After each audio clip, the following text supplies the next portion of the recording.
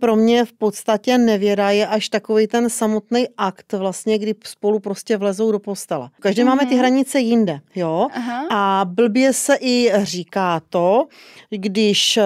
s někým kamarádím dlouhodobě, tak to je horší jak jednorázová nevěra, protože vlastně se tam buduje nějaký vztah a do budoucna to může sklouznout. Líbačka teda jakože taky samozřejmě neměla probíhat, ale nebrala bych to úplně až taková ta nevěra, jako to už je takový ten jenom chtíč, bych řekla, ale vím, že třeba někdo mě řekne, ty seš nevěrná, jo, a prostě říkám, jaký nevěrné, já jsem mu dala prostě pusu přátelskou na tvář, blbost, ale fakt jakože jsou i takoví, kteří berou nevěru jenom prostě flirtování s člověkem. Já to mám asi jako rozpolceně i sama v sobě a nedokážu to popsat, co je pro mě nevěra, protože pokud si někdo bude psát rok s někým, sem tam toho člověka uvidí tím stylem, že ho třeba jenom potká, ale bude se mu každý den svěřovat ze vším, bude si mazat ty zprávy, stišovat,